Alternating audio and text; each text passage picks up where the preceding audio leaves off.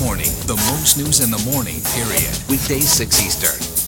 The way our system works around the country is that people bring back spending projects, and it seems to be free. For example, with a stimulus project, my little town, they brought $1 million to. Republicans and Democrats clapped their hands and said, we have $1 million, but no one asked the hard question, where did that $1 million come from? If we have to borrow it from China or Japan or foreign countries, is that good for our country to go further and further in debt to build a new ballpark or a new parking garage?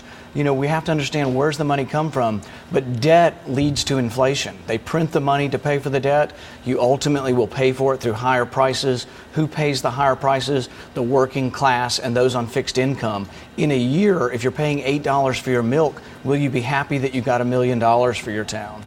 You can't just run a deficit at this level. It's a historic deficit, and it's getting worse. And I think the career politicians on both sides of the issue, both sides of the aisle, Republican and Democrat, have been unwilling and afraid to address the deficit, and someone's got to.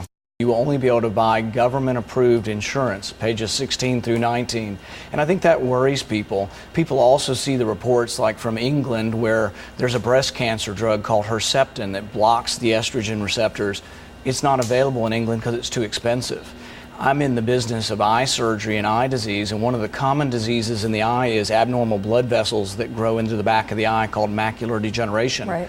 We inject a drug called Avastin. In England, you had to prove that you were blind in one eye before they might let you use it in the second eye.